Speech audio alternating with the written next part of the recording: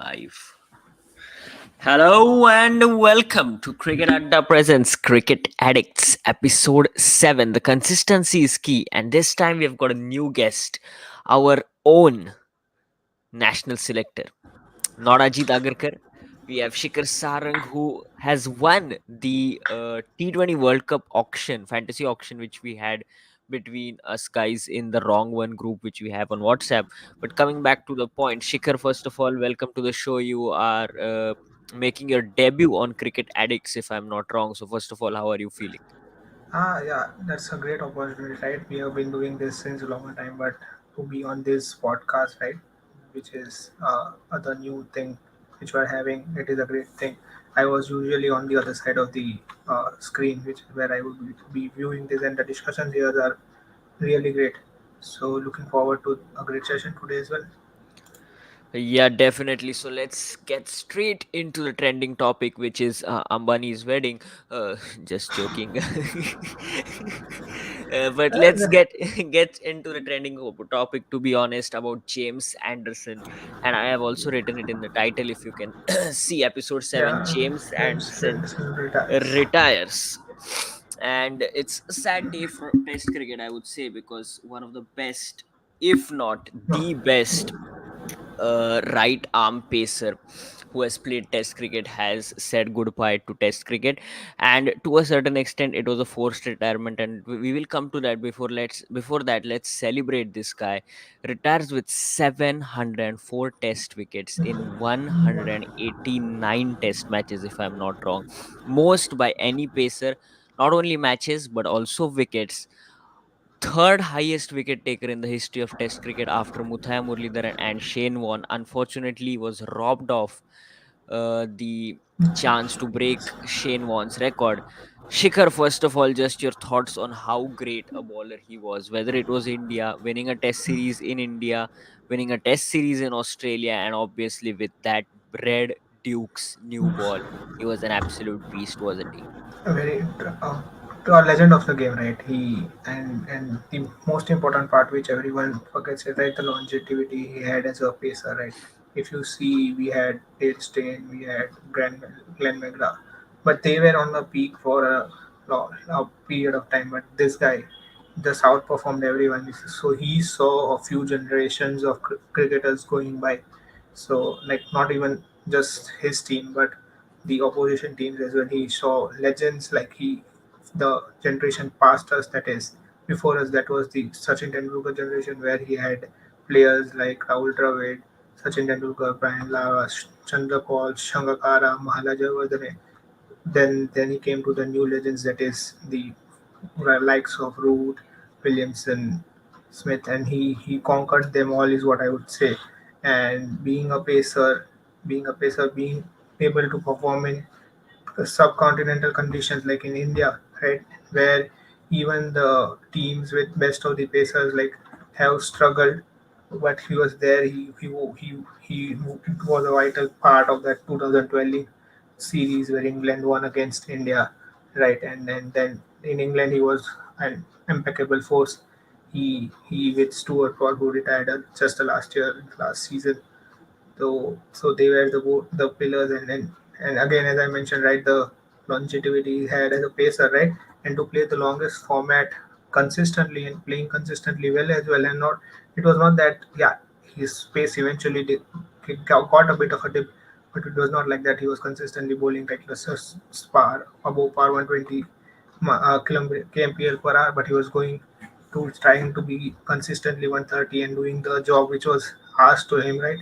And not only that, he was just not a player, if I'm not wrong. He was just like a mentor to all the players, all the pace battery which England had. And so that's a great loss for England and for the cricket in general, because that's the art, that's what what makes cricket the game, right? The art of, say, the classic batsmen, the art of great swing bowling. So he will definitely go down as a legend, and hope to see him in some sort relate to, like, still stay connected to cricket, be it coaching, be it commentary, and see and then give back to what the community, like the cricketing community, which he got, right. Yeah, we will continue this discussion on James Anderson, but we have two more panelists joining us after a long break after getting over from the New Zealand depression. Kevin is finally back on the podcast on episode 7. We last saw him in episode 4. He missed the two episodes because he was a bit depressed with the New Zealand exclusion from the playoffs or the semi-finals is what we call in the T20 World Cup.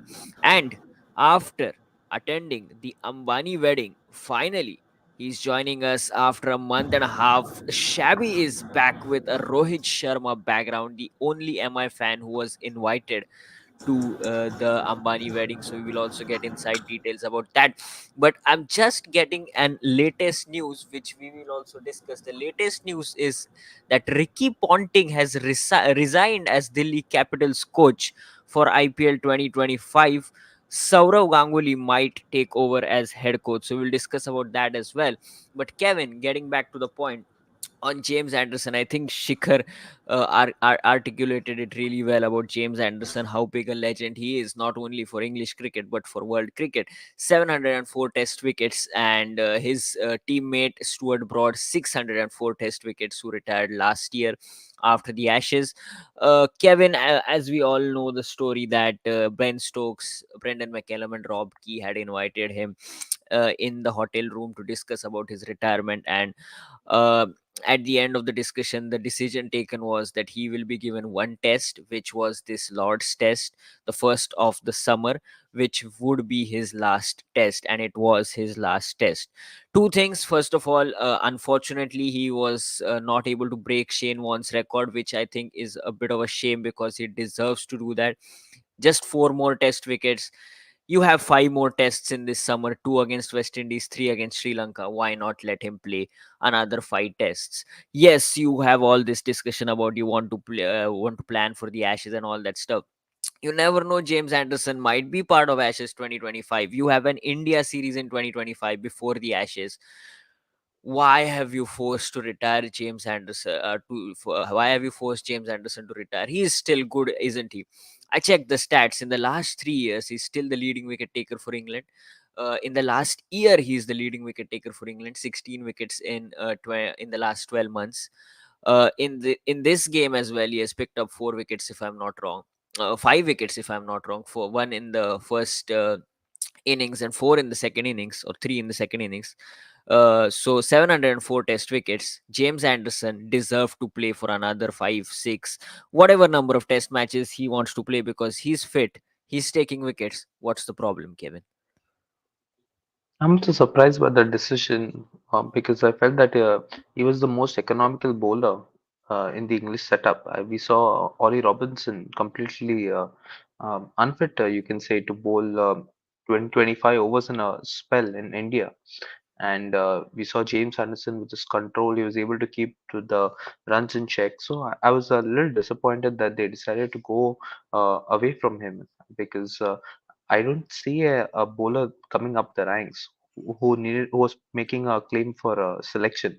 So I felt that they could have still kind of like persisted with him. It wasn't that he was unfit. He's pretty fit, and he was doing really well as well. And I think they could have just let him kind of like take a call on his decision. I didn't like the way that they forced him.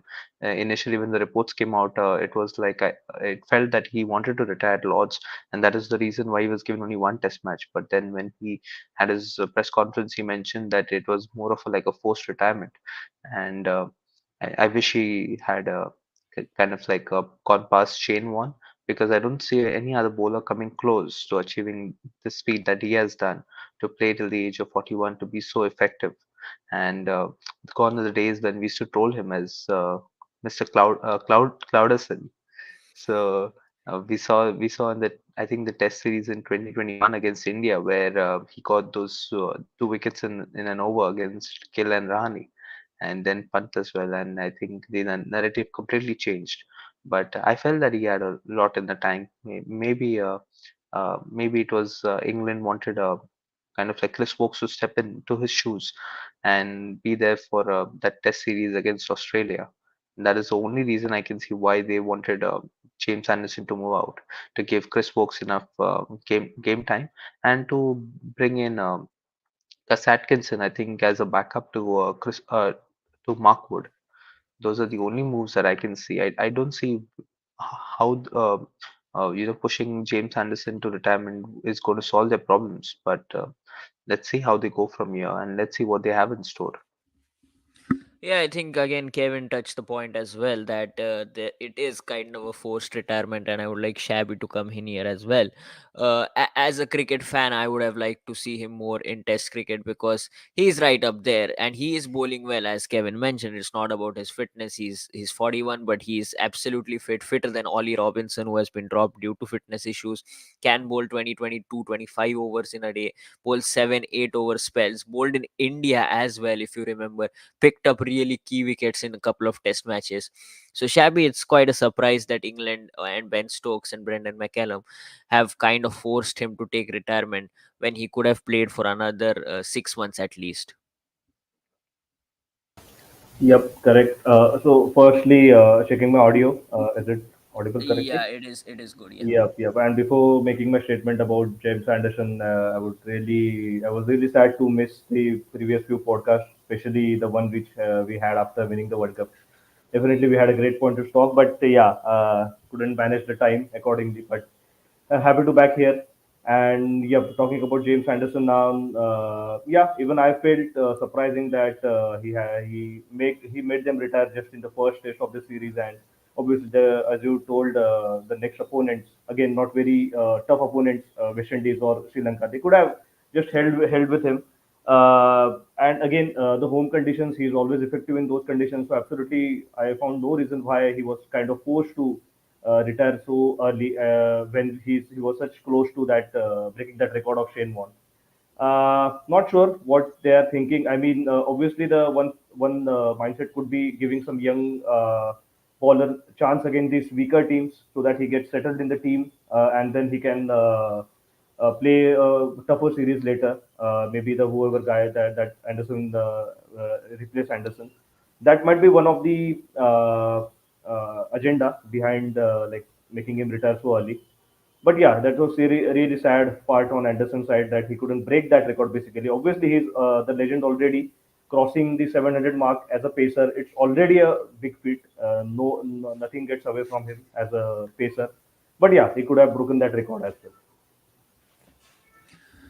Yeah, absolutely. He could have broken that record, Kevin. And I think the points which we discussed on the group was who is the future, what is the future. We'll get to that. But just to give you some numbers, put some things in perspective, Anderson in the last 3 years, 87 wickets in 26 matches at 24.94. Still the most number of wickets by an England bowler in the last 3 years. So I don't think numbers or fitness shows that he is declining or anything. So it's quite a surprise that he is not part of the next five test home test matches which England play.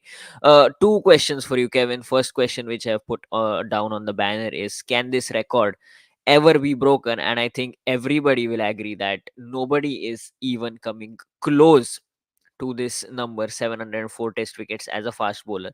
But my second question, and I would like an answer at the end by all three, is who do you think are the next pacers who could get to 500 test wickets?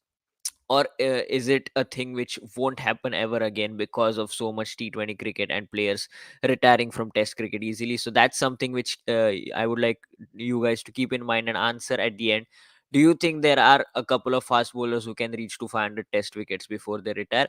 But yeah, now Kevin, coming back to the point of the future, Gus Atkinson made his debut, picked up two 5 wicket hauls, 7 wickets in the first innings and 5 in the second innings. In fact, didn't allow James Anderson to pick up the last wicket as well. Atkinson finishing it off with a 5 wicket haul.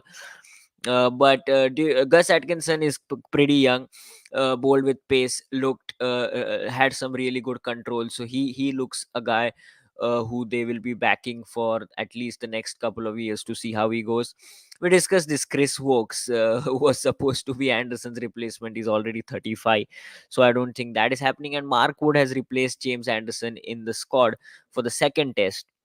But apart from that, they have Matt Potts and then I think Perlington. So apart from that, I don't think any like young fast bowlers are coming up.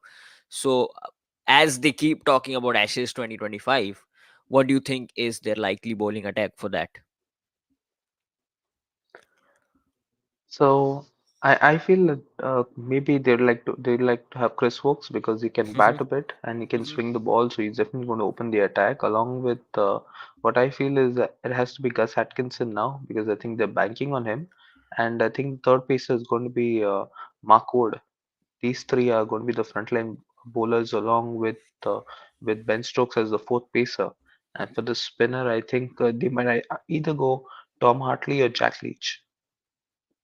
So this Yeah, do you think there are any chances for Jofra Archer to make a test comeback, or it's still a long way away given his fitness? Oh, I think there is. I completely overlooked him because I'm not sure whether he's fit in and whether England want to rush him. But if England had an opportunity, what they had to prioritize, I think they would like to prioritize this particular series, the Ashes, and considering it's in a year. I think there's enough time for him to kind of like get into his groove and come into the bowling attack. I'm not sure how impactful he'll be, but I think he'll definitely be more impactful than Gus Atkinson for sure. Yeah, definitely. Jofra Archer, if he comes back, we saw him back in the T20 World Cup, had a decent T20 World Cup.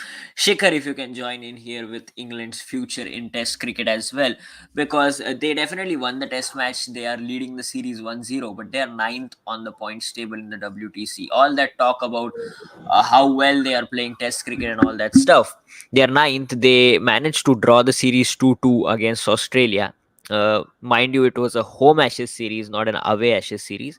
And obviously, they came to India with all that hype of baseball and unfortunately managed to lose the series 4-1.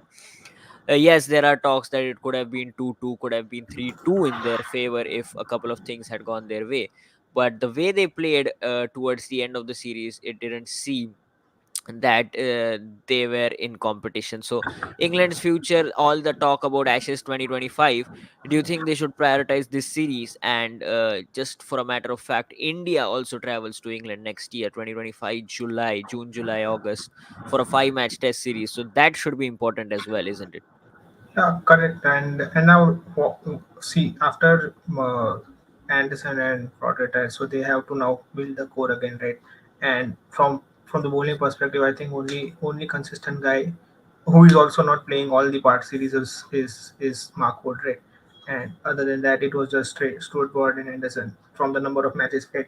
So now they have to think on like, so what pattern does usually England has is a fierce pacer in Markwood, and then the seam duo of maybe Anderson and Broad, or maybe Curran and Broad, and so where they're like, so now they are looking, so they should look to, and if I'm not wrong, what they're thinking is of winning the games in Australia, and so because they are pretty confident if there's a team like maybe South Africa, New Zealand coming to their fort, they can defend that well because they have good pacers. They have in is what they have, right?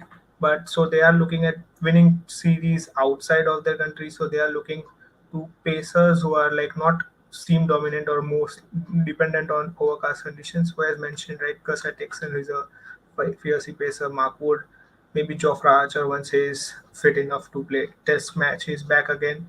Until that time, they'll have a gap filled by Chris Wokes and maybe Sam Curran if they consider him as well, because they are like to like replacement. Just that Sam Curran gives you that angle of from, but I don't think the Sam Curran is in their contention of test match players, right? So that's the thing. And then there are few pacers like Matthew Potts, but I don't think he'll be playing much. And who else? I am not pretty sure that there's Yeah, I something think like they that. have also like opted out Uh, Ollie Robinson, who, Also, yeah, as Kevin yeah, mentioned about his mentioned. fitness May- and that the fact that he couldn't bowl 20-25 overs in India. So his second spells, the Spurs. speed was going pretty down as well. Yeah. Just to chip in with Yeah, Ollie Robinson, I like initially when I saw him in I think 2021 against yeah, New Zealand, I thought correct. he's going to be the future replacement of Stuart Broad. Stuart Broad, Tall, yeah. tall guy, hit the deck, kind of like seam movement. But I never thought he'll break Stuart Broad's record of most runs in an over. And No, and just to like add, right? I'm not much worried about who will replace James Anderson. They'll find someone in the other because of the conditions. They'll, if not a longer spell of like maybe 5 years, but they'll have 2 year, 3 year player who will be there in for replacement kind of a player like seam bowler. But the more important fact is who is going to replace Stuart Broad in that thing, right, scheme of things, because he was a bowler who used to come hard in the first and in the opening spells, and then again come with the consistency, with the pace, with the smart tactics. He used to come in the second or the third spell as well before the second new ball is taken. So to find a replacement for Stuart Broad is a difficult thing. And if I'm not wrong, just saw an interview somewhere where even Australian team was saying that it was more of Stuart Broad who they like to prepare, because he was a kind of a bowler. He had the mindset which uh, where was a worrisome thing for Australia. And as mentioned, right, he was a smart operator as well. Yeah, absolutely. I think the thing about Stuart Broad was when he was on song, he used to run through sides. We have seen some of his spells, eight wickets in a couple of games and all that stuff. He has taken a hat trick against India as well, if I remember, in 2011, which Yeah, changed the game. So all that stuff with Stuart Broad is that whenever he was on song, he used to like run through the sides. We have got a couple of very very interesting questions on our chat, which we would like to answer. So let's see who wants to chip in here. Do you guys see cricket becoming a league dominated sport in the future, where players will mostly play in leagues across the world and play for their countries only in ICC tournaments? This is a question I would like to give to Kevin because he's done a lot of research on that. He sent me that Excel file with four leagues, I think MLC 100, LPL, and if I'm not wrong, there was another league, SA20 on CPL. that one. Sorry. Yeah. CPL and SA20. Yeah. CPL and SA20. So the things how it goes now, in January we start with the SA20, then in the Feb March we have the PSL. In the April May, obviously I don't have to mention, just the smallest league in the world, the IPL. Then in June we will have the MLC, which is the Major League Cricket, which happens in USA. In August September you have the CPL alongside the LPL, which starts in July, I think. Then in against October, in the August September, July August September window, we will again have the 100, and then the November December window we will have the Big Bash League. So Kevin, how do you see this going? Do you see players like Quinton de Kock, Trent Bolt, who have already opted out of their country contracts, play all these T20 leagues, go around and play 8 leagues in a year? How do you see this happening? Yeah, so the trend that I'm seeing is like the junior players are using the international stage to get recognition and to audition for these T20 leagues. And once they're picked up with the in these T20 leagues, and if they're picked up by IPL franchises who kind of like are involved with either the MLC, the CPL, the SA20, or even the ILT20, they're open to sign these multiple year contracts, and that's where they're going to transition out from international cricket. So we're going to see players between the age of 25 to 32 kind of like make an entry into international cricket, and then at the age of 32 kind of like walk out of international cricket and prefer to play the T20 leagues. And this is a pattern, and I was trying to analyze who are these players, which teams are the players kind of like opting into these particular leagues. And I see that currently a lot of players from South Africa are involved in these T20 leagues. And the way that South African cricket is going with the help of the quota system, the only reason that they did well in this T20 World Cup is because they didn't follow the quota system that they had to, and there were repercussions back in South Africa. I was speaking to our president at Georgia Tech, who's a South African, and I was asking what are the repercussions, and he said that there's going to be a big postmortem about this, and there's already furor over the decision taken. So, and the point that you made is excellent, and I feel that with ODI cricket on the verge of dying, we're going to see that it all depends on the scheduling. Test cricket is not going to go. because the senior players want to play. But the coming generation, I think post 2025 WTC, we're going to see a lot of young players coming into the test setup. And if the quality of cricket is good enough, maybe test cricket will survive. But if it's not good enough, then maybe we'll see a decline in the number of test matches that teams are playing. Because I was reading an article where it's not economical for teams to play test cricket. So the way that cricket is going currently, I feel that it's going to be more like a football kind of like a season. We're going to have teams and players kind of like wanting to play more of T20 leagues and coming together like an Avengers Assemble kind of like situation just to play the world events. Yeah. Actually, this question would lead to another question, and I would like to bring in Shabby here if you want to come in. Uh, I think the thing which Kevin mentioned is definitely beneficial for a player, say a Quinton de Kock or a Trent Bolt, who Quinton de Kock is still fairly young, but Bolt at 20, 32, 33 can definitely will get more money by playing in 5 leagues as compared to playing for New Zealand. Yes, he will get more respect if he plays for New Zealand, but at this stage of his career, he might be looking to get some money, and and he will definitely get more money if he plays in 5 leagues as compared to if he plays for New Zealand. But do these leagues have the capacity or have the money to sustain themselves? Because if you see, like these leagues have been existing for quite a while now, the CPL, the BBL, but BBL is not a franchisee owned league. CPL is. The MLC is just started recently, the SA T20 is started recently. Do you think these leagues can sustain with the money? Because most of these leagues to start off with were loss making as compared to the IPL, who makes a lot of money through the broadcasting rights and the digital rights. So what do you think, Shabby? How will this go? Do you think these 6, 7, 8 leagues which I mentioned will sustain going forward? I mean, so basically, it all depends on quality of players that you have in that league and how many countries are allowing their players to that play particular leagues based on their own timetable. Obviously, what I know is Big Bash and even Caribbean uh, leagues mainly have their local players. Not a lot of outsiders go to play those leagues generally, and even I guess the 100 from England because they do have that much pool from local players to only sustain with the help of local players. So the quality of cricket would definitely depend on that. Then always about the viewership, that the viewership outside their country. If the players outside that country are not viewing that, if the players are not allowed, I mean, there are not a lot of players from outside that country, then obviously no one will watch from outside that country. So again, that will affect the revenues a lot, broadcasting rights and everything, the sponsorship and everything. Again, talking about the owners. Like I know Caribbean Premier League, MLC, SAT20 already has a lot of owners which are in IPL, Mumbai Indians, CSK, Trinidad Tobago, I guess. So again, that will bring some money. They already know how to manage the franchisee cricket. They already know how to manage the players, how to manage the franchisee, how to make the profit out of it.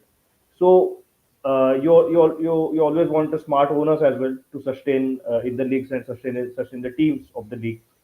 So yeah, depends on such things mainly. What all leagues will survive, what all leagues would make money will depend on that, the quality of players and how many countries are like opting playing in it. So I feel that would be the main point here.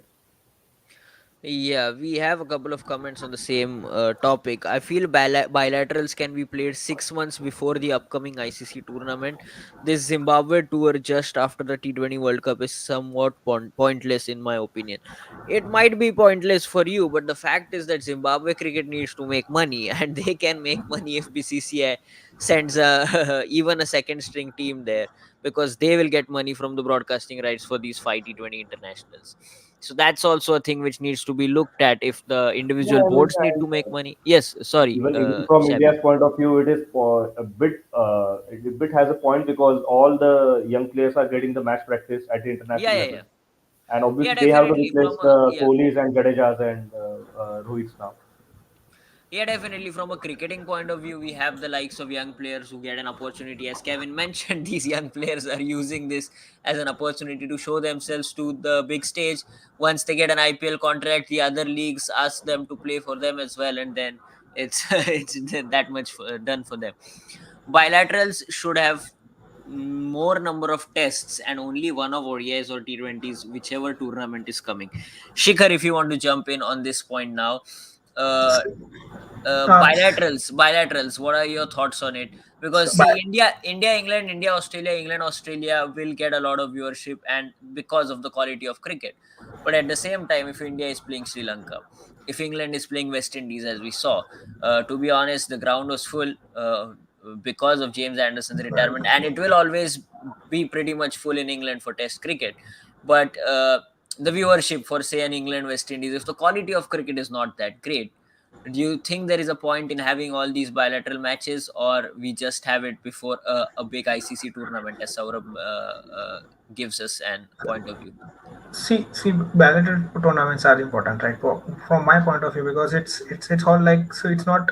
See, if you we saw what happened with New Zealand, right? New Zealand had a great squad on paper, but they could not perform well because there was no kind of a balance or a synergy between the team. So that's where bilateral comes in. Because even if you are saying that these series are not important, right? But these people need to play where they are playing, right? And if you do it for just, let's say, 6 months prior to it, right, then it would not give justice to the players, right? Because they are playing in their leagues with a different mind of frame and that thing. uh, of, like, let's say someone is an opener who's playing, he's having a pusher role where he has to just go out all in, but in the team he needs to have a different mindset and stuff, right? So bilaterals are important, but the thing is, like, if you are looking for having a bilateral with only two kinds of a format, right? Either ODI or T20 and Test match is very feasible for uh, teams like with as you mentioned, like the big teams, the giant teams, if they are playing, right? But the thing for smaller countries, right? For the game to grow as globally, right? You need Sri Lanka, you need your Afghanistan, you need to your Zimbabwe to play well, at least in two of the formats, like let's say ODI and T20, for the ecosystem to stay, right? Otherwise, it would just be those giants like Australia, New Zealand, South Africa facing each other, and then World Cups becoming all the way not that great of an event, right? With T20 rising, this bilaterals needs to go, right, because as we showed this time as well, if you saw the team like Nepal, they did their best to fight against it. If they don't have exposure or bilateral series, they won't know how to play and where to play, so how to play in this big system, right? So now it's all upon on how the boards manage this stuff, right? So if I'm not wrong, I heard an interview from the someone from the South African board. So they were looking like, if we want to, their priority is to play test match cricket, right? But to get that test match viewership and stuff, they need to have something where they can get the money from, so that even if they are making losses in the test matches at an earlier level, they can they have something to balance. So they started as a T20 where they pushed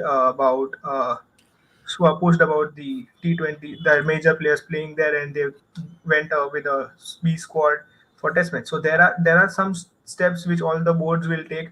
The smaller boards, maybe like New Zealand, the South African board, the West Indies board, just to have a ecosystem where they can balance out everything, and then after a point, because everything, and then ICC has a vital role to play here. They cannot allow a league just to be a league with players coming and playing. They need to have an ecosystem, like there's a balance kind of a thing, that let's say a four foreigners and then seven players or something like that, so that the ecosystem is itself growing in the local league, and the players who want to showcase their talent are also coming in, and the players who are on the verge of retiring are also having a say. Let's say like a Trent Bolt will also be benefited, and same way the upcoming star like Johnson Spencer is also having a chance to showcase himself. So that way, the balance needs to be created. It is somewhere I'm thinking that it's going with ICC also telling that, okay, we need to have certain restriction on the leagues which are there, and then the scheduling, and then again the boards need to come. And again, the only thing is which is going to kill it, if franchisees become the owner or the governing thing, because once franchises have central contracts, the all thing is going to go berserk, right? Because if someone's saying that Trent Bolt need to, like, let's say a Jofra Archer needs permission from MI to play for England, that's not gonna be a great thing. So that thing should not come. They should have a good equilibrium between the franchises, how they are making money, the boards, how they are making money, and the cricketers, how they are having the opportunity to showcase, and the quality of cricket would be also increasing, because everyone's are having the part of the share in the progress, is what I think. Yeah. Yeah, and I also think like bilaterals will keep existing because an India Zimbabwe, even if it's a second string Indian side, will get more viewership than an average MLC game because you want to watch Shubman Gill bat as compared to Saurabh Netrawalkar bowl in an MLC game. It might be the time zone issue, it might be anything, but there are no Indians in the MLC. So at the end of the day, the Indian viewer would like to watch an India Zimbabwe game than an MLC game where, say, Steve Smith is batting or Travis Head is There, smashing the bowlers. there, Yes, there, there Shabby. are there are more Indians in MLC than Americans. If you think deeply, That's true. That's true. The Yeah, but point. Yeah. Yes, I Kevin. I I like to just add a point like I the bilateral series are pretty important because you can bring in players, but the problem is now what you're facing is that the teams are not taking bilaterals very seriously, and it's because of we have a lot of what you can say is multi-format players. So what happens is the teams ensure that the best players are playing Test cricket, and majority of the players are skipping these bilaterals. So what happens is that uh, for a player like to develop, you need to play all three formats. But with the amount of cricket that is playing and this player load management that's taking place, we're ensuring that it's too much of cricket for the viewer, and that kind of like is affecting the balance. But I feel that the way going forward is to ensure that there is less scheduling and more quality cricket. We've seen with the Border Gavaskar Trophy, just because this is going to be a last time for a lot of senior players, they ensure that it's 5 test matches, which is a pretty good way to move forward. But the T20 leagues only that are going to be owned by IPL franchises are the ones that are going to be followed. We've seen there's not much Yeah. interest in the Big Bash, Yeah. 100, Absolutely. LPL, Yeah. CPL. There's not going to be much of interest because the overseas players that are there in those formats as well are like you can say they're not up to the standard. Correct. So so going forward, let's see where cricket is heading. But I agree with most of the points that you made. Yeah, I absolutely agree with what Kevin mentioned there, that the T20 leagues which have IPL owners are the only ones which are getting followed, whether it's the SC T20, MLC to a certain extent, and obviously the IPL. There is absolutely no interest in India for the Big Bash. I don't quite remember who has won the last 2 3 Big Bashes. I used to watch it till 2017, 18, 19, if I'm not wrong, but then the interest definitely went down. 100 again is something which is not followed in India as much as say a SA20 because of the IPL franchisee owners there. You have a CSK there, you have MI there, you have Pretoria Capitals and all that stuff with Sunrisers Eastern Cape. So yeah, that's definitely a point, and I think Kevin answered this about with so much cricket happening that yeah, it's a fact that teams are resting players for say an unimportant series, and they want their players fresh for Border Gavaskar Trophy, as Kevin mentioned. But now let's come back to some real cricket which happened in the last week. We talked about the England West Indies series. Let's talk about the India Zimbabwe series, which is pointless in some in some people's opinion, but it is definitely fruitful for a lot of youngsters like Yashasvi Jaiswal, who didn't get a single game in the T20 World Cup, has scored a 93 and a 36. Not only that, Abhishek Sharma, who made his debut on Saturday, got a century on Sunday. And the big problem is that India are playing four openers at 1, 2, 3, 4, and when you play four openers, none of the other batters get to bat. And Kevin will know more than anyone else because Sanju Samson has faced 7 balls. Riyan Parag has faced 3 balls in one of the games, and Shivam Dube hasn't faced a ball despite playing 2 games. So, Shabby, if you want to come in on this, India first of all are playing four openers. which is quite strange. Gill and Jaiswal are opening with Abhishek Sharma at 3 and Gaikwad at 4. Uh, I mean, India are just messing around, right? What is happening? Why are they playing four openers? They have middle order batters like Riyan Parag and Sanju Samson who can bat at 3 and 4. What is going on? Yes, Abhishek got 100, but then he was pushed to 3. I mean, I'm not sure what exactly was happening, but yeah, everybody is performing, so everybody's happy, I guess. Yeah, I mean, so firstly about Abhishek Sharma, I mean, really sad on his part that he scored 100 and next match he robbed off his opening spot and he pushed to 3. I think Gill could have sacrificed his place and he could have come at 3, I guess, but not sure what they're thinking. So talking about opening here, so I should say there are 5 openers if I consider Sanju as an opener as well. Mhm. So there are 5 openers, and the point is, middle order batsmen the main India team already has. They have certain middle order now. Looking at the T20 World Cup, but the openers has to be replaced now. We know Rohit and Kohli are going, so obviously they have the 2 spots at opening, and they we want 4 to 5 candidates to replace that 2 spots. Maybe that's one of the agenda. Second reason is definitely the players who perform in the IPL are mainly the top order opening players, and obviously only those who can get chances in the main team. Abhishek Sharma performed really well. Yashasvi Ruturaj performed really well in the IPL. Obviously they had to give chances here, and when you come to national team, obviously not everyone can get to open. So that's why, I mean, we get that confusion and we get that maybe not really well managed XI, talking about 5 openers playing. But I mean, that's it what they want to do here. The one more thing they could have tried here, that if at all they want to test out so many openers, they could have changed the opening combination in every match. Next match, let Ruturaj and or whoever Sanju let the let open them. Maybe that can be done as well. Anyway, it's pointless series as we are saying. So try these things. Yeah, I think that's a great point. They are rotating the pacers. If you see, Avesh played a couple of games, Mukesh played a couple of games. Today, Tushar Deshpande made his debut. So they could have definitely rotated the openers as well. I mean, all four could have played, but other two could have opened. But Shikhar and Kevin, I would like to ask you, you have four openers now. Rohit and Kohli have retired.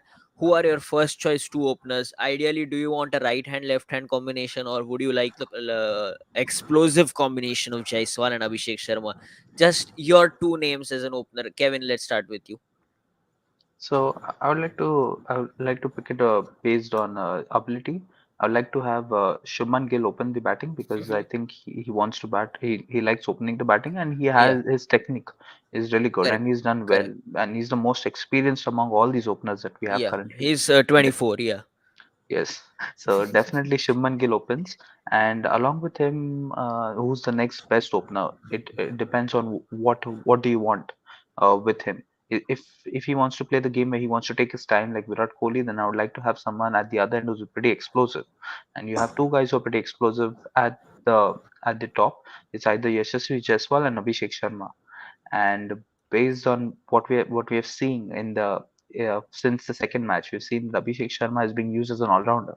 We've Mhm. been playing just four bowlers and bit of both with I think Yeah, Shivam Shivam Dubey Dubey and Abhishek. Yeah. and Abhishek Sharma. So if you want someone to bowl and you are not considering, let's say, Akshar Patel for that matter, then it makes sense to have someone like Abhishek Sharma bat with Shubman Gill. But if you're not, if you're picking just a pure opener, then Jaiswal I think has done well so far. So you would like to continue with Jaiswal and Shubman Gill. Okay, Shikhar, your two names. So yeah, so I also stick with Shubman Gill, right? First Mhm. of all, he gives you that I'm audible, right? Yeah, you are Yeah. audible. Yeah. So first of all, it gives you the stability, right? So if you ask him to score at 140, 150, he can do it, and if he can even kind of modernize, he can play the modern anchor role, like not the 100, 120 striker, but he can do that on 30, 140. Is what we can expect from him. Maybe Ruturaj can also do it, but the given the time he has in the international career, I would say Shuman Gill. And similarly, the other option is very subjective, right? So how are you formulating your team? What are you giving the roles? Like what role are you giving to Hardik Pandya? What role are you giving to Rishabh Pant? On depending on that, you will have to select the second opener, because what I see is Akshar will replace Jadeja as the number seven. So, and then who will be your sixth bowling option? If you want that, you'll have to get in Jaiswal. If you just looking for a explosive opener, then as Kevin mentioned, you have to go. Sorry, then Sharma. And if you are only looking for an explosive option or batter who's just there, goes berserk there, so then there you have your Jaiswal. There is an option where you can play both the lefties, Gill at three, and give Pant and Surya the role where they have to just come and hit again with Hardik Pandya and Akshar Patel at seven. Then you'll have two bowlers in your top six, like in Hardik Pandya uh, and your Abhishek Sharma, but then you'll be missing out the proper finisher role that Hardik Pandya needs to take that role of proper finishing where he has just to come and just hit boom, boom, boom, boom. So depending on what the team function is, if you want to have a finisher in between, then I would say maybe Jaiswal and Gill. But if you don't, if you will give a role of finisher to one of the established player, then I would say all three might play, saying Gill at three, and that would be the ideal thing from me. But I don't think that Gill will go down to three, so it would be mostly Jaiswal and Gill. Yeah, I but had a all the question. yeah, yes, Kevin. Yeah, I had a question. Are we all happy with Rishabh Pant at three, or it was just an experiment because we had two right-handers at the top? I think it was a Rohit Sharma and a Rahul Dravid thing. If you like look at them closely, they tend to back Rishabh Pant on a couple of occasions. So I think they picked Rishabh Pant at number three. And obviously, as you said, there were two right-handers up at the top, so they wanted a left-hander at number three. And the other thing was that Surya was not. They didn't want Surya to bat at number three. They didn't want him to come in the power play. And as we saw, Aksar was promoted as well in the game against Pakistan to help Surya go down the order. So yeah, I think it was just an experiment by Rahul Dravid and Rohit Sharma. I don't think this will continue. It will Because the all depend. question is, Yeah, yeah, the question because I'm just trying to understand the template that we have like two spots empty which we have already filled. I think Surya Kumar will continue to bat at number four, I correct, presume, correct. because we don't lose him in the power play due to some Yeah, good swing bowling. So you have Surya at four, you have your two openers over there. It's going to be one lefty for sure with Shubman Gill. I don't see Pant opening at all. no, That's no. We yeah. already have Jaiswal and Abhishek as options, so I don't think Pant So we has have the so we option to have like a number five slot, which I think, and a number three slot for a yeah, left-hander. So it's correct. either going to be punt at five or it's going to be punt at three. I think because you have Rinku Singh, you would want to have Rinku will be locked at number five. So three will be quite open. I think Sanju has a pretty good opportunity to lock in at number three with the new head coach. We'll come to that point because I saw his tweets. I don't know if you have seen his tweets. Gautam Gambhir earlier tweets, I mean, where he has clearly praised Sanju Samson for his ability to bat in the top order. So I won't be surprised if Gambhir backs Sanju Samson. Kevin, let's get straight to you. Gautam Gambhir has been announced as the head coach of Team India. Unfortunately, our applications were rejected, which is quite sad. Kevin and me had applied together and we were coming as a combo, but BCCI rejected our application because of the fee, obviously. Not like any qualifications which were an issue. The fee was an issue because we charge a lot and BCCI couldn't afford us. The yeah. BCCI who gave a 125 crore prize money couldn't afford us. Kevin, but coming back to the point, the news which I'm reading is Gautam Gambhir has asked Morni Morkel as a bowling coach. Gautam Gambhir has asked John D. Rhodes as a fielding coach. Gautam Gambhir has asked Sunil Narayan to apply for Aadhaar card, and Gautam Gambhir has asked the to change the Indian jersey to I purple. guess And Ryan and Duskate as well. He sorry, asked. Rant and Random Kate as the assistant coach, and he has also asked to change India's jersey color to purple. So, which of these news are true? And how do you see Gautam Gambhir as head coach? First of all, it was pretty much inevitable. The news, just they had to announce it, and they have. I think we're going to see a lot more press conferences. I think we'll have more clarity as to what's happening behind the scenes because I think since I think Ravi Shastri took over with Virat Kohli, and you could say there's this disconnect. We didn't know who was getting picked and why who was getting picked and dropped. A lot of changes that were taking place, with Virat Kohli changing his team almost every second day.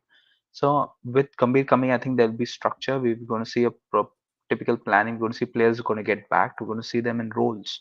So I feel that from a clarity perspective, it's a good initiative. The players will know what to expect. You're going to see many players not going to be happy with his decision making, but they're going to still, as long as the team is going to succeed, you're going to see the media kept in check. So I think it's a good move. I don't know how he's going to manage because he's coming in a time when Greg Chappell kind of like came in, where he has to kind of like ensure this transition from senior to junior players. And I was just reading in the media like how that tenure was of Greg Chappell. I don't know how good it was, how bad it was. The only player who has spoken in support of him was Irfan Pathan, who said that his career was not destroyed because of Greg Chappell. Don't blame it on Greg Chappell, because Greg, if people might not know, is was the player who gave chances to MS Dhoni, Robin Uthappa, Suresh Raina, even Rohit Sharma kind of like came in during his tenure. Even Gautam Gambhir for that matter. A lot of young players kind of like got in because he was trying to get to push the senior players off the team, especially the ones who are not performing. So with Gambhir coming in, we're going to see that kind of pattern as well. So the players who are not going to perform, we're going to see youngsters get a chance, and that's a good way to go forward, because sometimes as a senior player you might intimidate and dominate the you can say the weaker teams like a Sri Lanka or West Indies, maybe for the matter. But against the big teams, your performances might show up. We saw in the South African series as well. The first test match, it was a complete no show, and the second one we just kind of like managed to make it through. So, but pity it was just a two-match test series, so it's not much to judge. But the thing is, considering our team was much more senior to the South African team, we expected them to show at least some a more you can say a better approach. So we're going to see how that works through. I'm very excited about the BGT, the Border Gavaskar Trophy, and to see how that's going to take place. But yeah, I think it's a good move because I understand where the BCCI was coming from. They needed to pick an Indian coach who understands the system. We've seen, I don't remember if you all know the Kuldeep Yadav story in 2020, Mhm, where mhm. he was kind of like, during COVID, he was picked in teams where he was not in the playing level, and he was just roaming around the squad and he was skipping on India A games. I think Gautam Gambhir, you're going to see a proper clarity. The ones whom he expects to be kind of like in that who are in the playing level will roam around the squad. The ones who he feels are on the fringes, he might push them into the India A team so they can break. They can break the dose of selection by performing in domestic. You don't want to see players wasting their time on the bench like we've seen in the past with Ravi Shastri's team, where he would pick 17 to 18 players in the side, along with 4 5 reserve players. In hindsight, you can say maybe it was a COVID thing, but they kind of like stuck with it for quite a long time. So I'm pretty excited. I'm excited about the clarity perspective because we'll know exactly who's getting picked and for what they're getting picked. So it's a good move. But also a personal question to you: does Sanju Samson get more backing from Gautam Gambhir, and are you excited for that? Because there is a possibility that Sanju Samson might be like like the go-to player for Gautam Gambhir. He backs him a lot. From what I read his tweets, he's always talked about Sanju Samson as well. Do you think he will get a good amount of opportunities under Gautam Gambhir? I think he'll get opportunity for sure because he's like Sanju Samson is I think one of those few players who's become a much better player just sitting on the bench. Mhm. Like you don't know what to expect from him. Like there's this cult status about Sanju Samson, and like honestly, I saw the West Indies tour last year, where I think we spoke about it, and I said I was disappointed because he got his opportunities, but he didn't make it count in the T20 setup. So, and he was really lucky to get picked for this World Cup based on the IPL performances. So, I feel he'll get his opportunities. It's up to him whether he'll grab it or not. We've seen him unfortunately not able to grab it. We've seen a number three batsman getting pushed to number five, just fine, a number five batsman in IPL getting pushed to number three. But I don't think we're going to see something like that. This is one thing that I think the head coach and the IPL teams might come to some conclusion where I don't think the coach can influence the IPL team where to pick the player because the team functions in a different format. The role that you might have to play for Team India and the role that you might have to play for your IPL franchise is completely going to be different. So we're not going to see that trend where if a player is getting runs at the top of the order opener, like for example, Shubman Gill is doing well, and he's picked in the T20 setup as an opener. It's fine, But like for example, if Abhishek Sharma is doing well at the top of the order, he's not get picked for number three or number four. Like we're seeing in the West in the Zimbabwe tour. It's not going to happen like that. So we're going to see a fixed template where we're going to have like a top three players going to be pure batsmen picked for a role. We're going to see number four and four, maybe a guy who can play both pace and spin and who can anchor the innings. We're going to see five and six be all rounders. We're going to see number seven kind of like a finisher. So we're going to see that kind of like a template. We're going to pick based on the roles rather than we're going to pick based on the capability and the name of the individual. So I'm pretty excited about this. Just looking out for tidbits to see what he's thinking and try to pick his brains. So let's see. Yeah. I'm really sad for KKR fans. They miss out on Gambhir, and I'm pretty sad for Delhi fans as well because they're going to miss out on Ricky Ponting as Ricky well. Ponting, yeah, we'll come to that point as well. But we had got another question by Saurabh, who is also excited for the BGT, I suppose. He was messaging me asking whether he is excited about the BGT. So, yeah, do you guys see Virat Kohli playing in the 2027 World Cup if he wants to play till then and is still performing at 70%, 70 to 80% of his current ODI form? I think Virat Kohli in the ODI format is a must as long as he can play for India, because he has just mastered that format like nobody else has, averaging whatever he does around 58, if I'm not wrong, 57, 58 at a strike rate of 88, 89 with the number of hundreds which he has. I mean, the 2023 ODI World Cup was an absolute masterclass from that guy. He showed how to score runs at a good enough rate without like getting boundaries. Even if we see that final, KL Rahul struggled to get to bat at a higher strike rate without getting a boundary. Even Kohli didn't hit a boundary, but he was still striking at 80, which is exactly what Virat Kohli can do and nobody else can do. So I think he's a pretty necessary cog of the Indian ODI team, especially in 2027, which happens in South Africa, if I'm not wrong. Shabby, if you want to join on this. Rohit Sharma again is a question mark on 2027 ODI World Cup, and then Virat Kohli, because if do they come in pairs still, and if they do you see Rohit Sharma playing the 2027 ODI World Cup as well at the age of 40? I mean, lot depends on Gambhir here. Uh, how he Exactly. wants to Another play. question is, will Gambhir let him play? You hit Exactly. the nail on the head. Yeah, go And ahead. the first point about Gambhir and the second point about pairs. I mean, do we still want Rohit and Kohli as a pair? If they want to remove both. If they want to pick both. Not sure whether Gambhir will continue with this style of picking and this style of managing the seniors. Uh, Kohli definitely would be absolutely fit till then. He would be 39, I guess, and Correct. Rohit would be 40. But obviously, talking about fitness of both, I don't even want to compare that. So Kohli would be definitely a lot fitter, lot ready for the format of the ODI where you did the fielding standards as well, the running standards as well, unlike tests. So I really doubtful about Rohit. I don't think he would be playing beyond the Champions Trophy next year.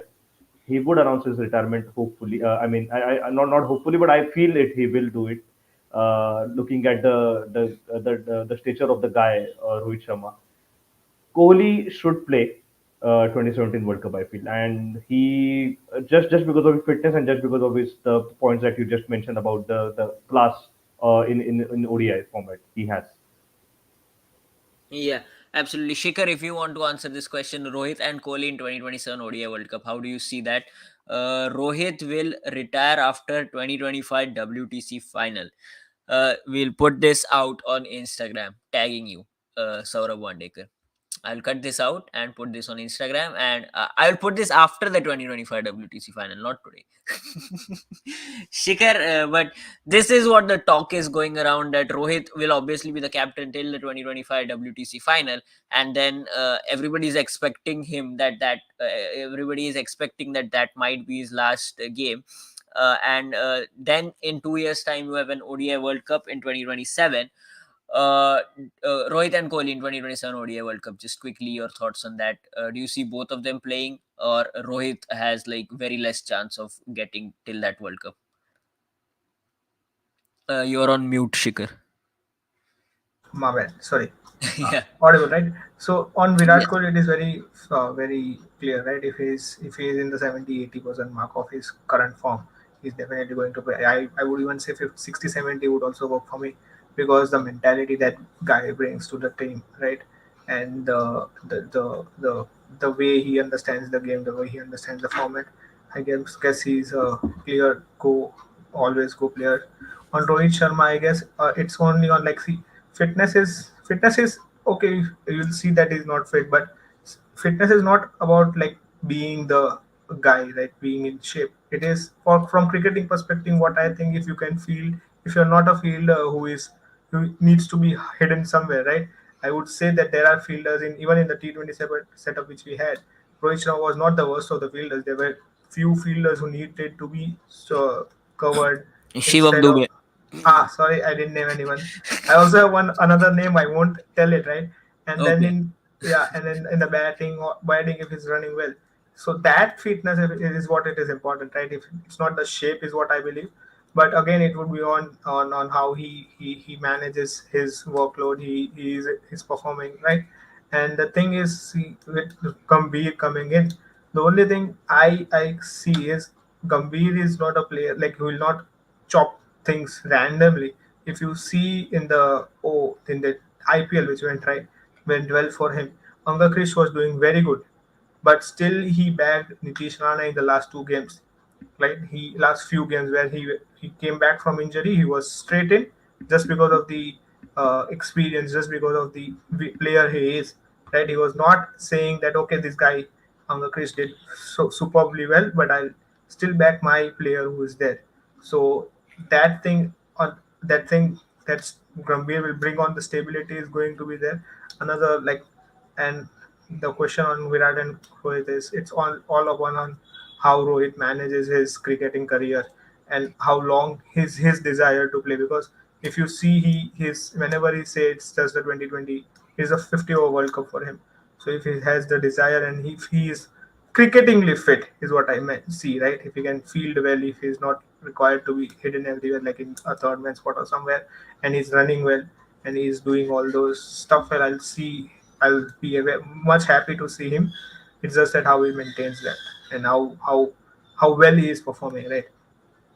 Yeah. That's my point. Kevin, just last one question on Gautam Gambhir. Do you think Akshar Patel will open the innings for India? No, I don't think so, but I am pretty sure that he's going to play a huge role.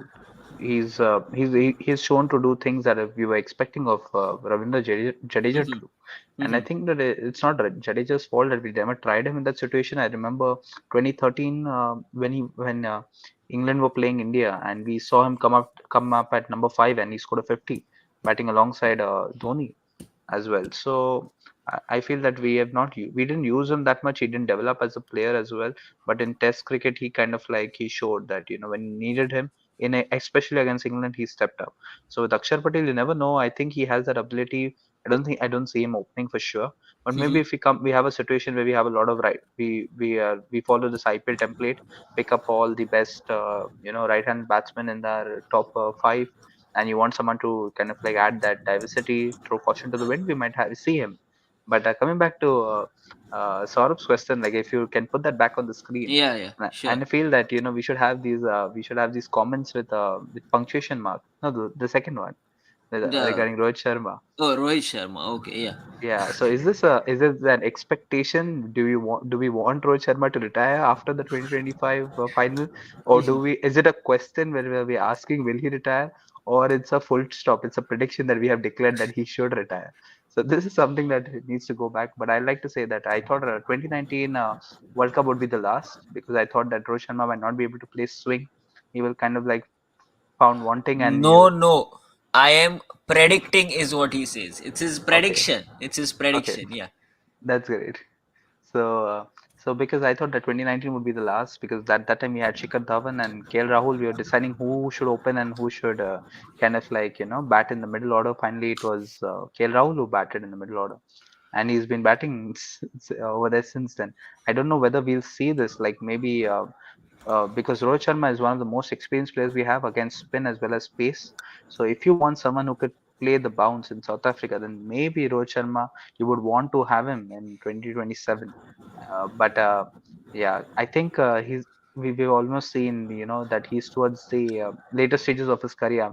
the BJT will kind of like tell us what to expect from him, whether he can still manage pace and bounce or not. And eh, the players coming in, I think Shubman Gill is definitely in there. The second spot, I'm not sure whether you'd want another youngster to go in. If we're not thinking of keep pushing KL to the top, maybe we might kind of like see a youngster bat and open in 2027. But the way I'm seeing, I think 2025 I think should be the last. I don't know whether he'll retire. If he win, definitely he'd want to retire. But if he doesn't retire, I think we might have a situation like James Anderson, or not James Anderson, kind of like, but we might have a situation where we might like Shikhar Dhawan, where we might have to force him to retire, which is sad. But I don't think he has reached that level where he deserves to get a kind of like farewell this, and he can take his decision when he wants to retire and when to quit. I think we might have to take that decision for him. I think our performance in the Champions Trophy will also play a major role in deciding the future of Rohit. Yeah, I think that would definitely play a major role. If he doesn't perform with the bat, or if India has a bad tournament, then you might see a change in captaincy, and obviously he might be sidelined as well. But I hope that he doesn't get sidelined, and as Kevin mentions, that he should get like a farewell game, or at least like a good ending to what has been a great career for India, but still quite a long way away. But I think the Champions Trophy team, or the ODI team for India, should be pretty much straightforward. It should be just copy paste from the ODI World Cup with Hardik Pandya replacing Surya Kumar Yadav. I think No left-handers. I don't see how you can't replace anybody. Everybody has performed really Okay. well. Like Pant has made comeback. He was not available in 2023. yeah, I agree with that, but I don't see him getting a place in the 11 with Iyer and Rahul batting the way they did in the ODI World Cup, except for the final Okay, the Rahul. venue is not decided yet, right? The venue is Sri Lanka, right? Is it Sri Lanka or is it Dubai? UAE, Not yeah, sure. that's the only question, There, whether it's there, Sri there are Lanka two, or just two UAE. options, right? Yeah. It's definitely a hybrid model. I think 19 July is when the ICC board meeting happens, when BCCI will put out their thoughts that they can't definitely travel to Pakistan. So that's something which we will see. Just quickly before we wrap up, a couple of questions. Firstly, just touching on the Ricky Ponting point, Kevin. I think a month ago or 2 months ago, you had mentioned that probably Ricky Ponting might leave. Shreyas Iyer doesn't have a central contract, right? But he will definitely play tests and ODIs. I will be surprised if he's not picked. He will be back for the ODIs against Sri Lanka, is what I am hearing. Next week will be the selection for that under Gautam Gambhir's coaching. So I think Shreyas Iyer doesn't have a central contract, but he will be picked for ODIs. I'm not sure for tests, because a couple of players had done well in the England series. If you remember, Sarfaraz Khan did well, and Padikkal scored a 50 on his debut in the fifth test, even though I don't think he was a long term option. But yeah, Patidar didn't do well, so Shreyas Iyer might get a look in, and Rishabh Pant, if he's test fit as well, might definitely will come back if he's test fit, because he was performing well before that accident. So yeah, Shreyas Iyer will definitely make a comeback in the ODIs. For tests, let's see. The Bangladesh tests are still a long way away. But Kevin, yeah, touching again on the point on Ricky Ponting, I think 1 month or 2 months ago you mentioned that DC might leave Ricky Ponting, or Ricky Ponting might leave DC, whatever way it is. The fact is that he has left the Delhi Capitals, and I'm not sure, but I heard the news that Saurav Ganguly might take over. Again, I'm not sure how good a coach Saurav Ganguly is, but that puts a lot of questions, like how do they manage it from here, because it seemed as if the Ricky Ponting Rishabh Pant combo was like working well, even though they didn't give results, but they had good things to talk about each other. So I think that that's was the only something. Yeah, best part. The yeah, best part was only Ricky Ponting advocating for Rishabh Pant to be yeah. in the limited overs team. That was the Yeah. only positive. But I think they made a mistake, because I think Ricky Ponting and the Shreyas Iyer combo was really doing well. Hmm. They had I think a final and a playoff position to show, and they blew it up in 2021 by offering Rishabh Hmm. Pant the captain. I think Shreyas Iyer is a much better captain than Rishabh Pant, because he kind of like he can take the step back when needed. With Rishabh Pant, I think it was more of like kind of like he's a good player, make no doubt about that. He's a good person as well. But felt that there were times that you wanted him to do something for the team, but he was very fixated on his batting position for that matter. And I think that cost Delhi, you can say, I don't think they made any playoff once since Shreyas Iyer departed. Three Yeah, seasons, no since playoffs to Shreyas show, Iyer departed, no playoffs. no 2022, playoffs, 2023, 2024, no playoffs. and the team building 2021, also was pretty bad.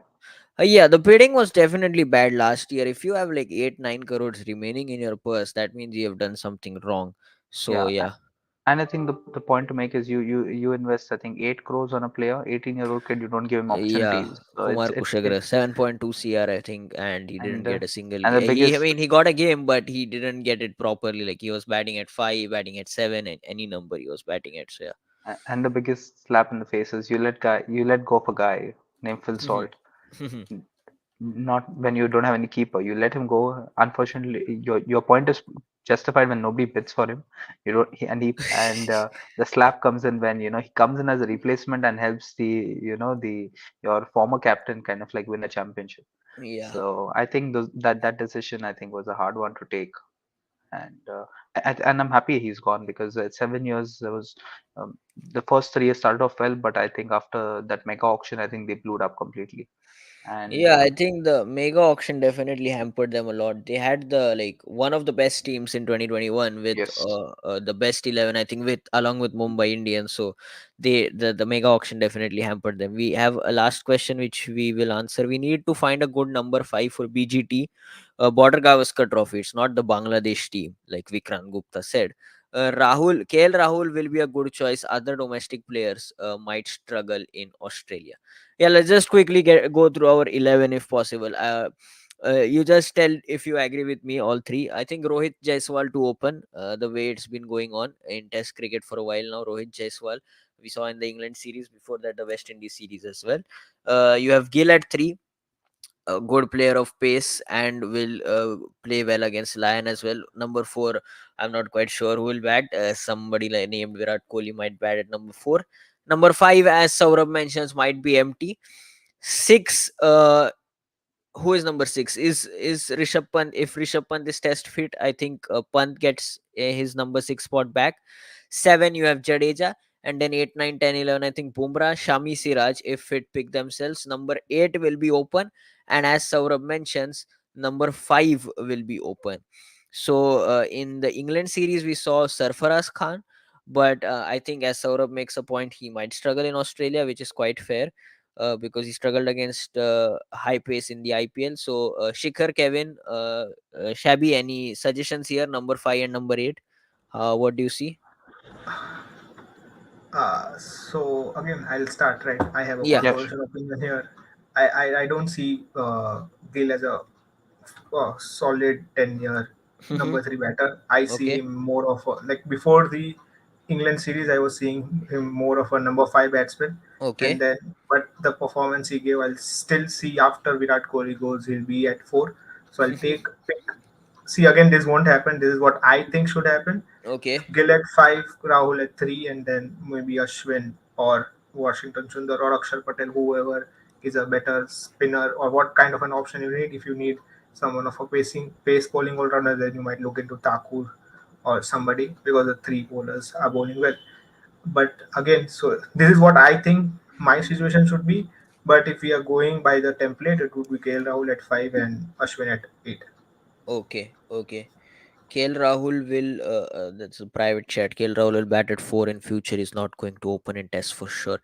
Kevin, your thoughts? Number five, number eight. If you agree with the rest nine, which I mentioned. No, I think Gambhir is going to make some tough calls, Okay, so and Aksar will open, yeah. no, I think he might he might. Do we have any test series before the BGT? Yeah, yeah, we have Bangladesh two tests and New Zealand three tests. So there are five tests Acha, they are before. all home tests, all Yeah, they're home home tests. tests, no away tests. Okay, Yeah. it's tough because I feel purely this series is purely based Good on morning. You're experience. just in time because after 10 minutes it would be good afternoon in Eastern time zone. So yeah, yeah. Sorry, Kevin. Sorry to interrupt you. Yeah. Yeah, coming back to the point. So I feel that I don't know the success that Gill has had at number three. I Hmm. can't remember any. Is there even a 50 to show? I don't think so. The England series, he scored 100 and a couple of Oh yeah, fifties. yes. I Yeah, completely neglected that yeah, series. yeah. But I feel that the way to move forward is to push him to open because Kill to against open again. You're saying, yes, push Gill to okay, open. okay. I either have keep the number three slot open. It's either going Hmm. to be you. Do you want to put Jaiswal over there at three, or you want to put Shreyas Iyer over there? I'm not sure. That the number Okay, three slot is open. Number four is Virat Kohli for sure. Number five yeah, is KL Rahul for sure. And you have number six. If Rishabh Pant is fit, he fits in. But if he's not fit, I think he's a much better batsman than Shreyas Iyer to play there. And you get a keeper in at number six. okay. So and No, wait, you have wait. If Pant is, if he's not fit for keeping, you're saying he can bat at three. Pant yeah can bat you at three. yeah you're going to play him as a batsman. Okay. Yeah, yeah. Because with He should play as a batter even if he's not fit as a keeper because he has performed well. So yeah. So you're saying he bats at three. yes, you'll have to push him at because there's no other spot open. I don't see Virat Kohli going to No, three. no. Kohli definitely doesn't move from number four. So, But then so KL bats five, and you get in your keeper, say a Dhruv Jurel at numbers. But KL Rahul can keep, right? Or you're not. no, I don't think Okay. so. They'd want Can Kerala to keep okay, at okay. in Test test cricket, yeah. because Yeah. yeah, the reason is And with in Aus Gambhir as a head coach, I don't think that's going to work well with KL Rahul as keeper and all. LSG, we saw that. He was quite frustrated towards the end of that tenure. But yeah, yeah, five KL Rahul. Did I like change the volume? yeah, Yeah, five KL Rahul and then six. You're saying our keeper like a Dhruv Jurel who yeah did well in is that England series. yeah. I was actually going to say Sanju Samson. I thought it was coming, but He's jokes not apart, played a test match for India, so yeah, jokes apart. Sanju is definitely not in It's consideration for the it's test it's either going to be format. like it's either maybe Dhruv Jal or they'll have like 50 overs of KL Rahul keeping, and I think you can get a substitute right for keeping. Yeah, you Now you can. have, so You we can. might see that option, but seven I think definitely I'm looking for it. Is it going to be Jadeja or Akshar? Definitely It's Jadeja is going to start. definitely Jadeja. Definitely Jadeja is going to start, and then you have number eight. I think Shardul Thakur might have a chance, just because I think Yeah, he did I think eight Shardul will have a chance with his all-round abilities. and But his experience the last time that they played. yeah, yeah, I agree. I Yeah, think and yeah. Sorry, go ahead. Yeah, yeah, and then the bowling picks itself. I yeah. don't know who the fourth pacer going to be as backup because we might Prasidh need a. Krishna and Mukesh Kumar. Yeah, I think Prasid might do well, but I think Mukesh gets a nod ahead on experience. But that's what I said. Picking Gambhir's brain is going to be fun because I think that there is some instability in the team at this point of time, and he's going to take tough decisions, and the tough decisions cannot be taken in the game in the series against Bangladesh and New Zealand because we're going to play them on what you can say dust bowls. But if Gambhir wants to make that a change, then I'm all excited. Yeah, Shabby is waiting for his team with the World Cup in his hand. He's also has some inside news about the Ambani wedding. Rohit Sharma didn't attending it, so it's pretty much certain that he's not part of the Mumbai Indians team, right? Next year. He went to some early functions, I guess. Sangeet, he Yeah, was there where they yeah. felicitated all of them. I guess currently he is at Wimbledon Wimbledon, yes, we attending saw that. him in the So court. I Yeah, mean, attending Ambani wedding is too mainstream in Mumbai nowadays. So yeah, Rohit didn't feature in that. yeah. Shabby, your team. Saurabh has given his team. Do you agree with this? Rohit Jaiswal, Gill, Kohli, Rahul Pant, Jadeja, Ashwin, Bumrah, Shami, Siraj for me. Saurabh Wandekar has just applied for the national selectors role. So yeah, Shabby, who do you disagree with here in this Um, 11? Jadeja, Ashwin, not sure. Both will play. Do they deserve a place together in the overseas tests? Hmm. Obviously, they'll smack the head out of everyone in the five domestic tests that we have. Yeah, But going to Border Gavaskar Trophy, I don't think that would be the first preference. Ideally, yeah. having both of them together, yeah, maybe they can change it later, 3, 4 matches later because it's 5 match series, big series. Gill third. I mean, the number three Gill would lot depend on how he plays the domestic five tests. He Hmm. should get at least 2 to 3 hundreds within that five tests to cement his spot at number three. Number five, KL Rahul, I really think is a good option. If not Okay. Shreyas Iyer or if not Sarfaraz.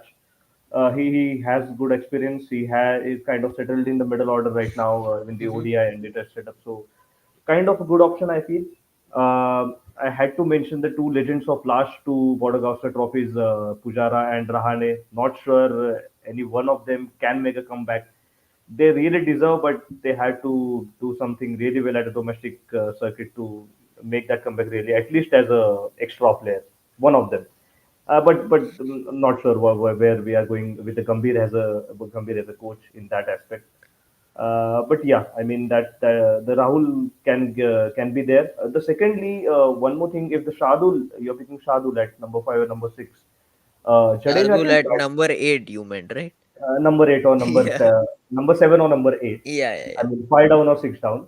Yeah. Then you can have Jadeja at 3 down, which is number 5. Okay. He has batted at that place, I guess, in England or Yeah, maybe in the somewhere in England Test series series where and it's in never. England as well. You're right. In the Yep. England series, which happened in India and in England as well, he's batted at number 5 a couple of times. Yeah. He had 175 or something in England. So he could bat at 3 down, which is number 5, and then you can have some newbie batting a bit lower, maybe a 4 down or 5 down, maybe the Dhruv Jurels of the world or the Sarfaraz Khan. Yeah. Yeah, there are a lot of questions coming in. I mean, statements as well. Yeah, they might play a fourth steamer instead of Ashwin. Yeah, I think that was discussed. Thakur is the only option, it seems. Unfortunately, Ashwin, I don't think will play in BGT. Uh, he might feature in some tests. He will definitely not feature in all 5 tests. But if you go at Adelaide and if there is even some chance of some turn, I think both spinners might play I think in the Ad- 11. Ashwin Adelaide will is only. a night game, right? If I'm not wrong. Yeah. Sorry, I forgot. Adelaide is a pink ball test this time. I'll just get you the schedule if you want. The first test is Perth, not at the Waka, at the Optus Stadium. Second test is Adelaide, as Shikhar mentions. It's a pink ball test, and the third test is Brisbane Gabba, and the fourth and fifth, obviously, the standard MCG Boxing Day test, and the fifth New Year's test at Sydney. So yeah, Adelaide He'll pink play the ball last test. test match. He'll play the last test match in the game. So yeah, Adelaide seems difficult. If it's a pink ball test, then two spinners won't be a great choice. Again, Perth. Again, I don't see two spinners playing. Gabba as well. Mostly Uh, don't see just one more spinners thought playing. came into my So mind. I think the first game Ashwin might play is the fourth game, uh, if at all he plays. So yeah. Unfortunately, Ashwin, I don't think will play in BGT. So yeah, Nikhil's statement does make a lot of sense now that the first 3 tests you don't see Ashwin playing. Yes, Shabby. But Just one more thought came into my mind. Gambhir recently mentioned that if the player is fit, he should play Play all the all three three formats. formats, yeah, which is quite So, strange. what are the odds of Hardik Pandya making comeback for BGT? No, I don't think so. He's not that fit to play a test match to bowl 15 overs in a day. I don't. He will injure himself, and then we might just see him not playing the Champions Trophy, where he's much more needed than the BGT. I mean, So, it would be he ideal if can we get a go fast bowling all rounder, not as but I a don't. not Yeah. as a fourth simmer, but as a fifth simmer to keep in the team. you're pushing way too much. I'm Yeah. really excited. But the point I was thinking like you either play Ashwin only to get Travis Head. Are you playing Ashwin only to get Travis Head? The big That's a good point of view. Good point of view. Ashwin to get head because head is quite dangerous. We saw the WTC final as well, not the ODI World Cup final, but the WTC final as well, where he scored 160. Ashwin didn't play that game, and we couldn't get him out. So yeah, that's also a al- thing. also his And record against Marnus and Steve Smith is also Smith pretty good is in pretty good. Yeah, he Australia. got So Smith a couple we of might times see last him time. play. I'm not sure. We might uh, see him play. yeah. At this point of time, I think all four spinners can play. I think like have a case to make it into the side because Who is the even fourth spinner? It's only Kuldeep, three. Aksar is going to get selected, you think, in the squad? yeah, I think so. He's going to get selected. I don't think so. Kuldeep will It's going to be a definitely big make the squad. It's going squad. to be a five test matches. I think it's going to be a big squad. I think we're going 20 players. 20, yeah, we can take 20 players. So BCCI, they can afford 50 players as well. The whole Jay Shah team can go as well. I think if the Yeah. game gets over, I think if the game gets over in 3 days, we'll be telecasting the practice games. Let's take 22. Oh, in fact, if I remember correctly, India A is traveling earlier. So you might have another 15 from there. and the 15 in the actual squad. So you will have 20-22 players around. Kill played well last time in Australia as an opener, so he should be good at three. Fairpoint got a 50 in his debut game, and then obviously that 91 at Gaba, everybody remembers. Fast bowling all rounder at 8, Thakur types. Unfortunately, Thakur is the only option, which is Thakur is the only type. yeah. Yeah, but Shardul may not be the same player he was a couple of years ago. Again, I agree with that as well, because in South Africa he got the first game. He was bowling quite wayward and couldn't score any runs as well. Ashwin will definitely be in the squad for PG. Nobody disagrees with that. In the squad, he's definitely there.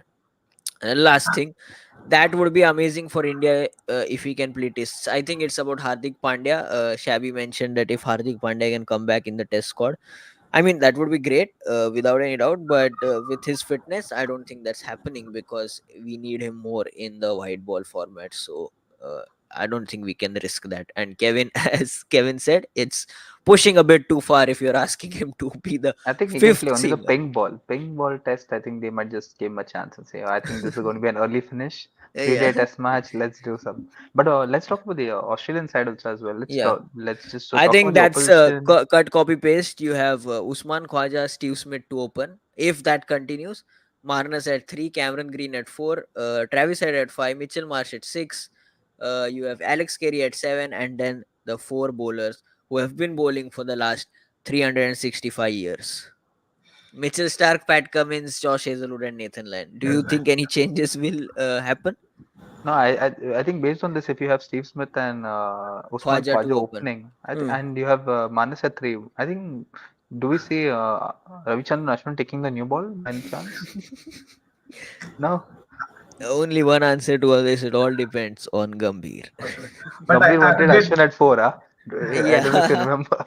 yeah, he had made that big statement saying that if I was the coach, I would have Ashwin to bat at number 4 in ODIs. Oh my God, it's going to be fun. It's going to be a fun. I hope if India lose the first test match, it's going to be fun.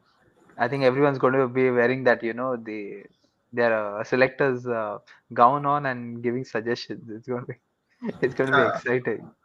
Yeah, I'll Yes, just add a Shikhar. point. Right? Seeing the team, I am now getting a vibe that Ashwin will play because the track record he has. Last time in BJT, right, when we were down, it was him and Bumrah, but it was him who took wicket of Manas Labusche, and he was the one who took Steve Smith out. He's a smart operator. He'll give you a 50 at least at number 8, and then if your keeper is not well, you shift Jadeja at 6, have a keeper at 7, Ashwin at 8. The smart operator he is. He'll take give if not, see, now in Australia it's all about taking wickets. If not, he'll take wickets. He'll just hold one hand, and there your Siraj, your Bumrah, your Shami can come on the other end and take the wicket. So now after the team, because I was thinking that Steve Smith will be 4, and then someone will be having a new slot at the opening. But if you see Steve Smith and a lefty and Manas Labuschagne at the top 3, I definitely And think head that, at 5. And head and at had 5. at 5, I'll definitely think that Ashwin will get a chance. And that the first test is in Waka, right? It's not in Waka, it's in Perth, right? Yeah, it's Top in stadium. Perth, so you will have bounce. So Bounce, yeah. bounce is So good for a bounce, spinner as well. You never know. yeah. So now I'm betting on Ashwin to play at number 8. Only Williamson has an average above 45 among the Fab Four in the last 4 years in tests. Interesting. He has an average of 70 in the last 4 years, which is really good. Yeah, he had that patch where he was scoring double hundreds and hundreds for fun in that home season against a couple of teams. Sorry, Joe Big, Root has an average of 52. So him and Kane. Okay. yeah, big fan of Okay. Kane Williamson, but I'll tell you, like most of those runs have come against the weaker teams. Yeah, even So I agree with that. In Or that in New Australia Zealand. series, he couldn't score, right? In the Australia series. no, he didn't score. He didn't Yeah. score anything against Australia and He's England as coming to well. India this in a couple of months' Yeah, time. Let's see how it that's the goes. last, yeah, his last, what you can say, is the last opportunity to at least make some impact since his debut. Yeah, he made a century in his debut, and then 2016 he kept getting out to Ashwin, if I'm not wrong. Yeah, Four innings, 4 dismissals to Ashwin.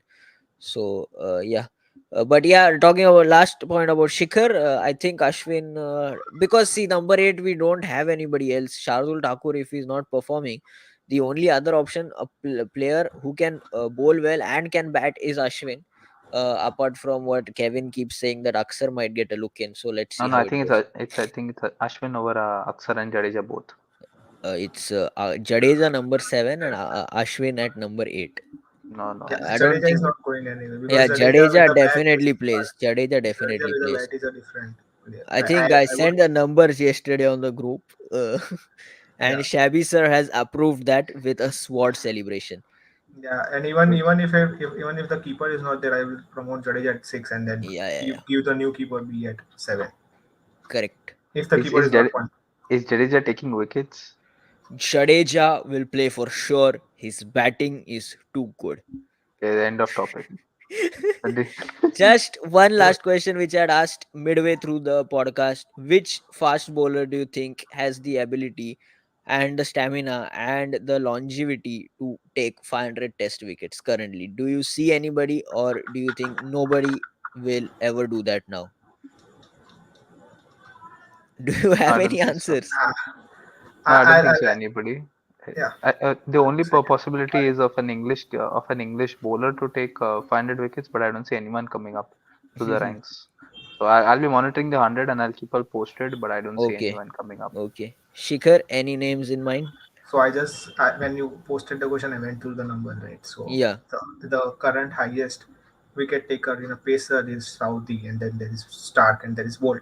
We take out Saudi and Bolt, so there is Bolt. Stark at 350 plus wickets, right? Correct. So and then, but realistically, then there is Rabada, there is Hazelwood, there is Yeah. Cummins, Yeah. there is Correct. Yeah. Trump, and then Bumrah is there, but Bumrah is way down. That is what Yeah. I think. The only real chance is I see Cummins because he's at 250 plus right now. He is not that old. If he's just 30, if I'm not wrong. Yeah. He He's he 30. he Yeah. has the yeah he has the knack of taking wickets. He's the key test bowler is what I think since the 2019 Ashes which was there. So maybe it's Cummins has the realistic chance of doing it if he plays for let's say next 10 years, 7 8 years. Yeah, Uh, 7 8 years realistic chance. I will put in two names. Cummins obviously I had on my list, and then Kagiso Rabada, the two names which yeah, I had on my list. Apart from that, as you said, Saudi Bolt, almost to the end of their career. Stark as well is pretty old. So, and Bumrah is, even though he is bowling well, he has only 150 wickets and he's already 29. So realistically, there is no chance of him reaching to 500. Shabby, if you have anybody else in mind, like I don't know. I have one name. Even I did some research while you asked the question. Yes. Kagiso was definitely my first pick because he's just Yeah. 29 and already has 297. Correct. Correct. Pat Yeah. Cummins is 31 and he has 269, so Okay. doesn't see him reaching 500. Mitchell Stark is already end of career, but he's at 358. Okay. But he won't be playing more than 2 years. So all the three options, I mean, two options. Pat Cummins and Mitchell Stark definitely not there. Kagiso has a chance. Yeah. Uh, the new option that I have, which we didn't discuss, is Okay. Shaheen Sure. Shah Afridi. Shaheen Shah Afridi. What are his He numbers? is If you just can quickly 24. tell us. He's He is just 24. 24 Yeah. and he has 113 wickets. Okay. So 400 wickets in say 13 years if he plays till 37. After now he's getting the T20 captaincy as well. I don't know. I'm just like speculating with So, all that um, stuff. so I bring Yeah. this correct for Interesting Indians choice. because in India we don't get the wickets to the Pacers. So only when India plays outside, the Pacers get the Correct. wickets. So Yeah. Indian don't have any chance. But Yeah. so yeah, maybe Kagiso, Shaheen Shah, Yeah, Pat Cummins. even I was thinking Kagisa Rabada and Pat Cummins, but the problem is I don't see Pat Cummins playing a lot more test matches once Stark and Hazelwood line quit. I think he would also want to retire from that one format because it's going to be tough bowling for him once these guys go. And Kagiso Rabada, the way South African cricket is going and not many test matches going to be played, I don't see him also. It'll be remarkable if he breaks Dale Steyn's record for that matter. But I don't see him going past 438, 450, 438 or something, right? 438 or something. Yeah. He's at 291, I think. So Yeah, he's 291. Yeah. realistic chance he might be able to break that. But I don't see him going ahead of that. And I don't see the point that I was going to make is I don't see Pacers even reaching 400 now once this crop Yeah, yeah, gets yeah. over. Yeah, That's for obviously. Yeah. sure. They Yeah, not yeah, that's see. for sure. Yeah, yeah, yeah. So It's unfortunate that we don't yeah, have pacers who will reach yeah. 400. But And I bring the think point. even Ashwin is the last spinner to reach 500. I don't think anybody will reach 500 now. It's going to be a battle between Ashwin and Lyon, who's going to break, Yeah. who's going to end up as the most wicket taker. Yeah. And I think so. Maybe Lyon has a very good chance. I think he can play till 40 as well, the way Yeah, Australian Lion. cricket is going. Correct, But I correct, can't say the same thing for Ashwin. I don't think he has that backing. He's going to be 38 this year, at the end of correct. this year. Yeah. But yeah, let's see who reaches the 600 first. I think Lyon got through, but Yeah, I think Lion will go through. Let's see. The yeah. BGT, let's see what happens. I think it's time to wrap up. Even though we started late, I think the discussion was exceptional. We had some really, really great topics to talk about, and the questions coming in were great as well. So we had a really fruitful discussion. As you say, Lion is just 36 and he's already reached 530. So definitely 600 is on the cards for Nathan Lyon. So yeah, being an Australian spinner reaching 600, Shane Warne, and then Nathan Lyon. Absolutely brilliant. So yeah, that's it for today. We'll be back next week with hopefully for the Indian squad for Sri Lanka. We'll wrap up the India Zimbabwe series, and I think the second test for England West Indies starts on 18th as well, so that will be on as well. So a lot of cricket still coming up, and hopefully we get some IPL news on the retentions as well in the next couple of weeks. So that's something to look out for as well. Thank you very much. Do like, share, and subscribe, and keep watching Cricket Adda.